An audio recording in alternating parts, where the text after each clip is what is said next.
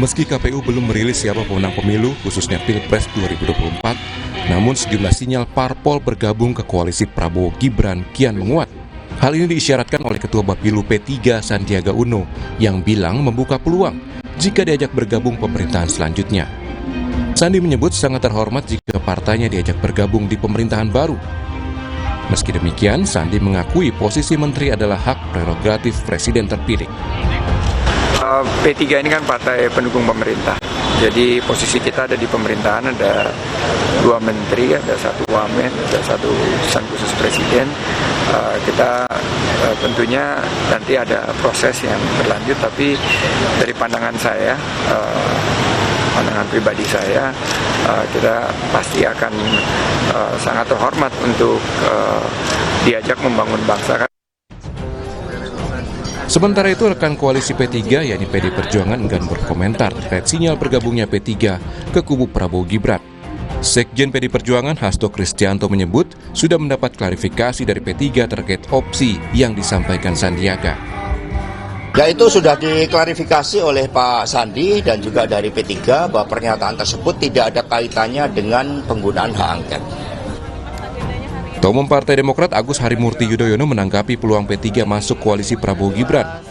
AHY menyebut hingga kini belum ada komunikasi antara Ketua Partai Politik Koalisi Indonesia Maju soal potensi bergabungnya P3 ke pemerintahan Prabowo Gibran.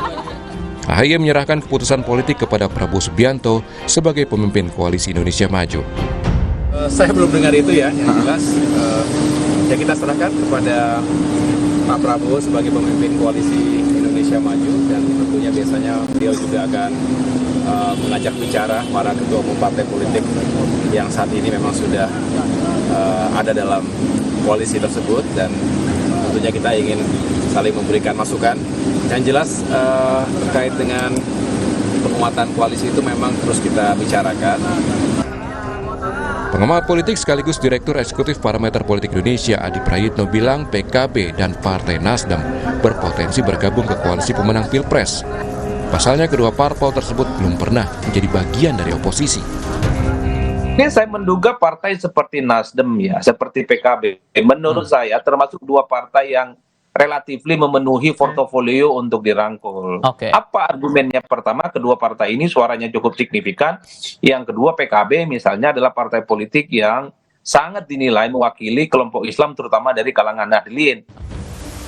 Dari sejumlah parpol di koalisi Anies Mohaimin dan Ganjar Mahfud, hanya PD Perjuangan dan PKS yang berpotensi menjadi oposisi pemerintah, lantaran kedua parpol ini pernah berada di posisi itu. Lalu akankah selain kedua partai itu akan menjadi koalisi Prabowo Gibran? Tim Liputan, Kompas TV.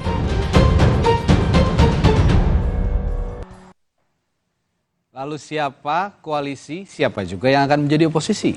Ya, koalisi Prabowo Gibran diprediksi kuat menggandeng partai politik di koalisi lawan untuk menjalankan roda pemerintahan 5 tahun ke depan. Lantas siapa saja yang sudah beri sinyal akan bergabung menjadi koalisi? Kami hadirkan perbincangannya bersama sejumlah narasumber yang hadir di virtual. Ada juru bicara Partai Keadilan Sejahtera Pipin Sopian, lalu Wakil Sekjen PKB. Waalaikumsalam warahmatullahi wabarakatuh. Saiful Huda, dan analis komunikasi politik dari Universitas Paramadina Ahmad Khairul Umam. Selamat pagi, assalamualaikum semuanya. Pagi, waalaikumsalam warahmatullahi wabarakatuh. Ya, saya ke Mas Huda dulu deh nih, Mas Huda. Banyak yang bilang PKB ini DNA-nya katanya biasanya koalisi dengan pemerintah begitu ya, lekat dengan pemerintah, dan sepertinya memang track recordnya dari periode ke periode ada di dalam lingkaran epicentrum kekuasaan begitu. Sekarang gimana nih kondisinya? Ya, yang pertama sebenarnya kita ngomongin soal koalisi gabung pemerintah atau oposisi, saya kira terlalu ke depan ya, terlalu di depan. Jadi masih terlalu karena dini. Sekali lagi, betul. Karena sekali lagi ini tahapan yang saya kira momentum terbaik kita untuk melakukan evaluasi secara menyeluruh dari pelaksanaan pemilu kita, yang tahapannya masih pleno di tingkat PPK di kecamatan. Nanti ada fase berikutnya di kabupaten dan seterusnya itu.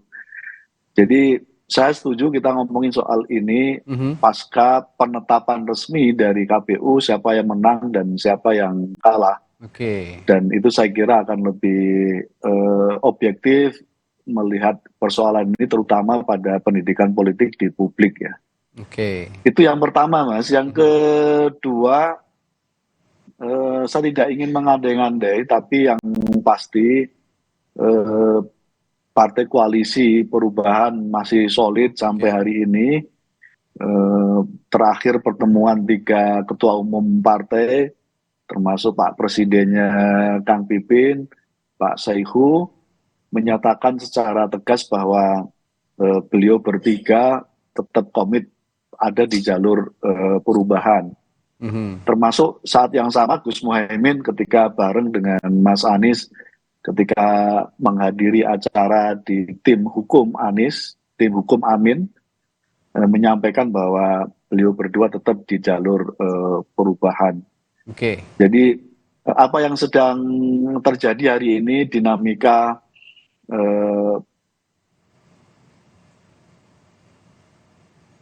ya, Mas Huda.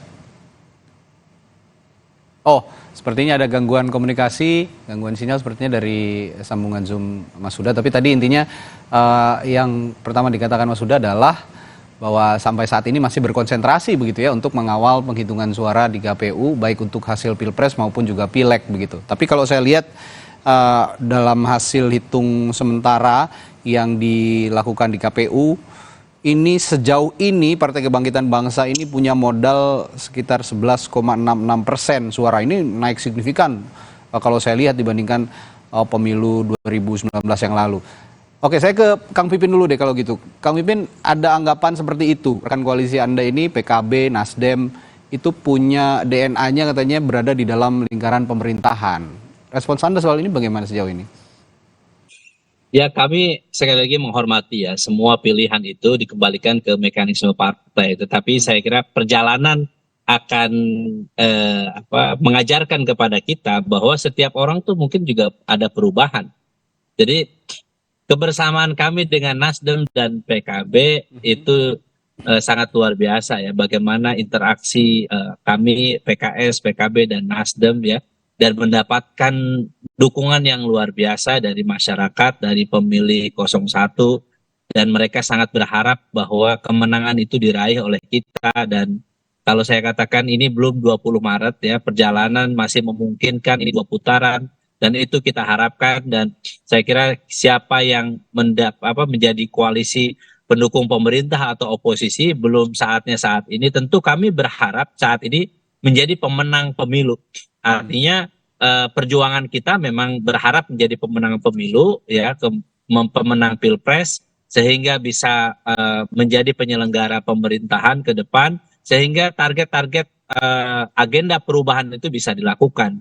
Tetapi kalau kami siap kalah dan siap menang. Dan kalau misalnya kalah, apa yang akan dilakukan? Jadi tentu pimpinan akan mengambil sikap ya, Musyawarah Majelis Syuro PKS tentu akan mengambil sikap, mendengarkan aspirasi dari seluruh struktur PKS dari pusat sampai ke daerah sampai ke tingkat ranting, dan juga mendengarkan aspirasi dari simpatisan dan pendukung PKS di seluruh Indonesia. Dan tentu aspirasi itu akan didengar, dan bagi kami bersikap menjadi pendukung pemerintah atau menjadi oposisi itu pernah kami alami. Kurang lebih 10 tahun kemarin kami mengambil sikap menjadi oposisi di luar pemerintahan setelah kalah 2 kali di 2014 dan 2019. Sebuah pilihan karena melihat kewajaran dalam demokrasi harus ada oposisi dalam pemerintahan kita. Supaya apa? Supaya check and balances itu terjadi.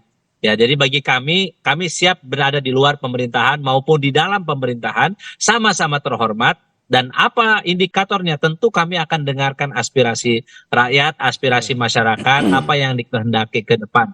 Tapi saat ini saya harus sampaikan bahwa konsentrasi saat ini sebagaimana yang disampaikan oleh Mas Huda, jadi kita ingin menyelesaikan semua tahapan ini. Saat ini sudah masuk ke tahapan di KPUD, kemudian besok hari ini kalau tidak salah, penghitungan suara di KPU sudah mulai dilakukan, rekapitulasi nasional. dan ini terus akan kami kawal, memastikan bagi kami adalah siapapun yang menang, siapapun yang kalah, selama tidak melakukan kecurangan, pelanggaran, kami akan menghormati itu semua. Oke, bicara koalisi, oposisi tentu juga bicara modal politik. Nah, kalau sekarang begitu Kang Pipin, kalau melihat hasil sementara dari rekapitulasi di KPU, saya lihat datanya di sini ada modal 7,55 suara sejauh ini. Ini sebelum saya tanya soal koalisi dan oposisi, hasil ini sejauh ini angka 7,55%, mungkin bisa bertambah juga. Apakah sudah sesuai ekspektasi PKS dalam pemilu 2024 ini? Kalau dalam penghitungan kami masih memungkinkan. Sekarang ini belum mencapai 90 atau 100%. Sehingga petanya masih mungkin berubah ya. Meskipun kita melihat sudah ada quick count ya, sudah ada yang sudah menyampaikan, tetapi yang menjadi rujukan kita semua adalah hasil dari rekapitulasi tabulasinya KPU yang dihitung secara manual, bukan secara irekap, yang sirekap yang selama ini menjadi panduan. Kenapa? Karena sirekap ini banyak terjadi fraudnya, terjadi persoalan error dan sebagainya. Apalagi di pileg, di pilpres saya kira hampir juga kesamaannya sehingga susah dirubah dan sebagainya. Jadi persoalan-persoalan di sirekap ini yang menjadi acuan, menurut saya ini menjadi persoalan tersendiri. Jadi bagi kami saat ini fokusnya ada penghitungan manual, bukan penghitungan sirekap. Jadi ketika ada sirekap diumumkan melalui berbagai media, dan kemudian banyak persoalan laporan dari berbagai masyarakat ya, dan dari tim kami sendiri dan dari saksi-saksi kami sendiri ada kesalahan, ada penggelembungan suara, sehingga tadi kita merasa ada persoalan, ada delegitimasi terhadap sirekap saat ini. Maka kami mengacu kepada manual kon yang saat ini berproses, yang insya Allah akan menuju di KPU. Dan ini yang difokuskan saat ini oleh PKS begitu ya kira-kira Kang Pipin. Jadi belum bicara soal koalisi dan oposisi. Tapi kalau saya boleh tanya, berapa sih sebenarnya PKS ini kira-kira akan menurut hitung-hitungannya PKS ya akan dapat suara atau persentase suara di pemilu 2024 ini, maksimalnya akan dapat berapa kira-kira? Ya, kami kalau internal PKS kemungkinan ya di hitungan kami di angka 9 sampai 10%. 9 sampai 10%. Jadi cukup tinggi ya. Ya itu yang mudah-mudahan ya yang dan tabulasi kami terus di rekapitulasi seluruh Indonesia oleh saksi PKS mulai dari tingkat TPS, kecamatan, kabupaten dan alhamdulillah kami bisa mengumpulkan cukup besar ya hasil dari semua saksi yang ada di Indonesia. Ya, hasil pileg ini juga kemudian nanti akan jadi modal saya yakin untuk bersikap begitu ya dari masing-masing partai politik baik di parlemen maupun juga di pemerintahan. Ini sama-sama ada untungnya, ada ruginya. Tapi saya akan ke Mas Umam dulu. Mas Umam, banyak pihak yang memprediksi begitu ya seperti PKB, Nasdem dan juga P3 ini terutama. Kemarin juga Ketua Bapilunya Sandiaga Uno sudah ada sinyal-sinyal begitu, meskipun kata P3 belum definitif karena masih belum ada hasil Pilpres dan belum ada hasil Pileg, lalu juga belum ada pembicaraan di tingkat partai. Tapi Anda melihat analisis Anda soal anggapan-anggapan seperti ini yang DNA PKB, P3 dan juga Nasdem ini berada di dalam lingkaran pemerintah, seperti apa Pak Mas Umam? Iya, argumen itu logik ya. Karena bagaimanapun juga terlepas dari konteks DNA politik atau apakah kemudian pintu untuk bergabung di kekuasaan terbuka atau tidak. Yang menjadi realitas politik per hari ini adalah presiden atau dalam konteks ini adalah capres serta cawapres yang mendapatkan angka kekuatan suara elektoral yang cukup tinggi. Kalau misalnya memang betul nanti kemudian hasil rekapitulasi akhir yang diketok oleh KPU betul-betul di angka sekitar 50%, bahkan 59%, maka itu angka cukup tinggi, tetapi angka itu tidak diikuti dengan kutel efek yang cukup signifikan, terutama dari partai pengusung capres itu sendiri. Realitas itu menjadi penting, karena bagaimanapun juga target dalam konteks penyelenggaraan pemerintahan di fase awal transisi kekuasaan. Seringkali pemerintahan baru itu dihadapkan pada sejumlah turbulensi dan juga dinamika politik. Maka yang dibutuhkan adalah menjaga stabilitas pemerintahan itu sendiri. Nah, dalam konteks menjaga stabilitas pemerintahan, maka capres yang akan terpilih betul-betul akan dihadapkan pada kebutuhan atau semacam political dependency yang tinggi, atau semacam kebutuhan politik untuk kemudian mereka mengakomodir partai-partai dari luar koalisinya. Karena praktis kalau misal kita merujuk pada konteks koalisi di 02 misalnya, memang sangat besar. Tetapi kalau misal akumulasinya per hari ini itu masih berada di angka sekitar 45%. Dan angka itu tentu masih membutuhkan penguatan, terutama dari sisi legislatif.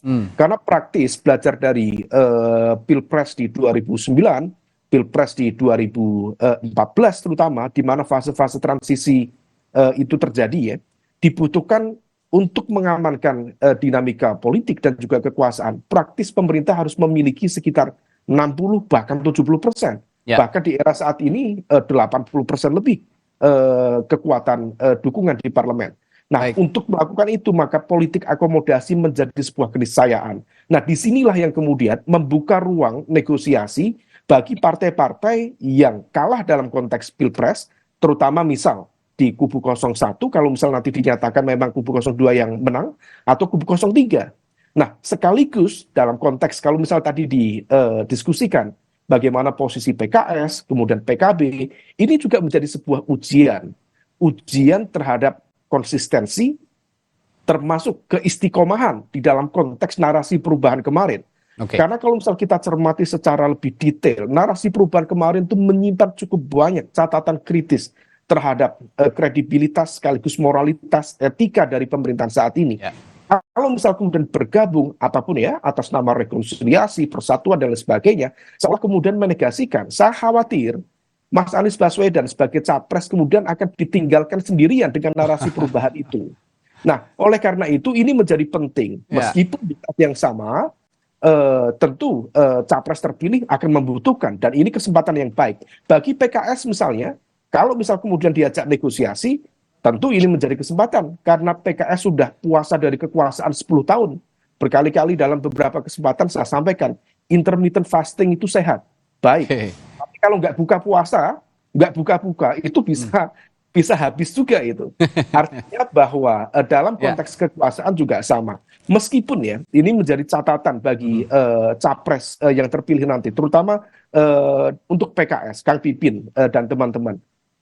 Pengalaman ketika PKS berada di kekuasaan dulu di bawah pemerintahan Pak SBY, PKS menunjukkan karakter keberpihakan yang ganda.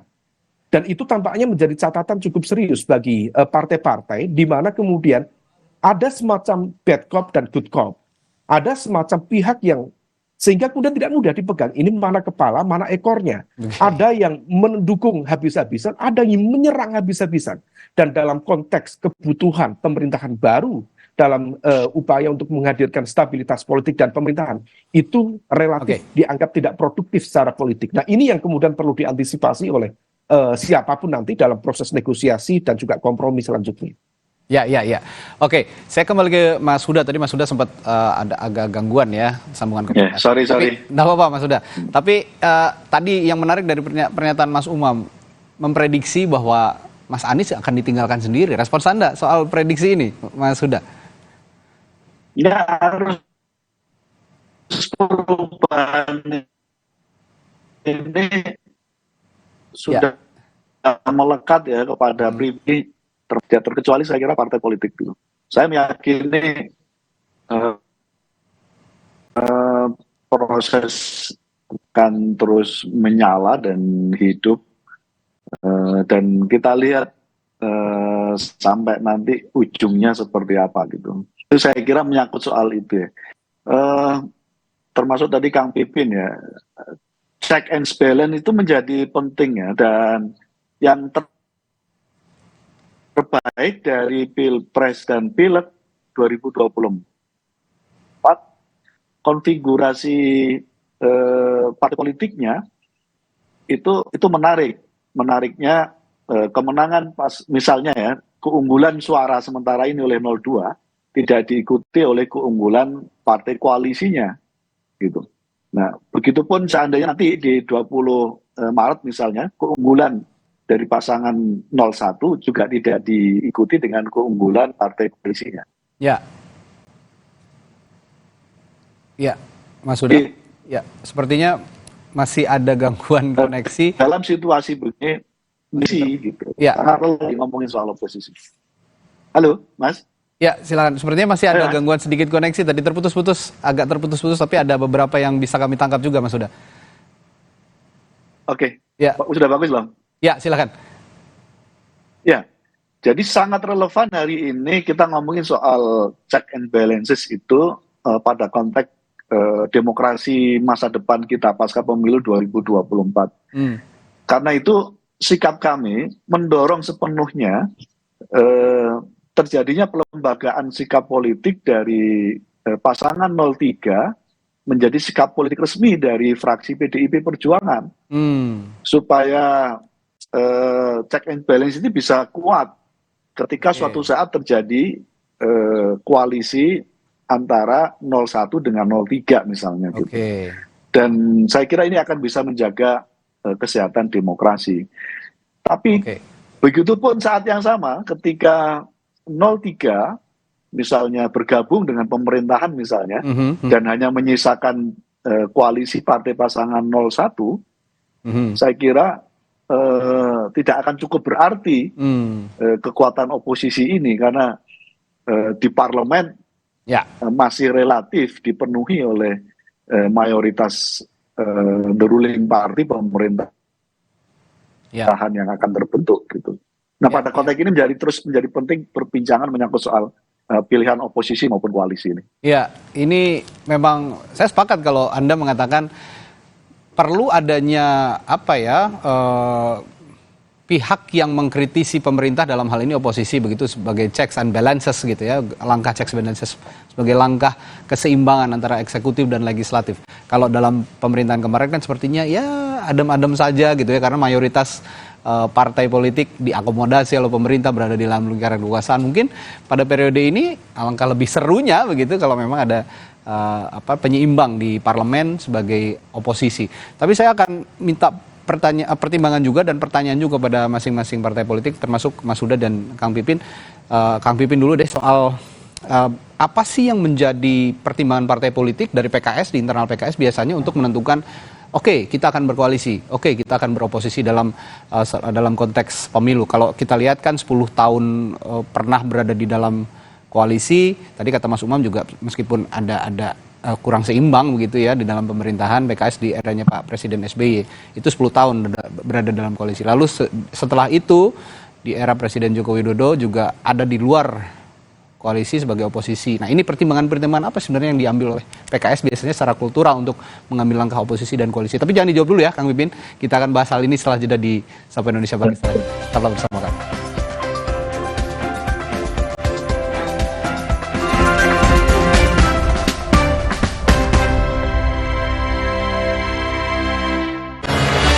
Energi kehidupan diambil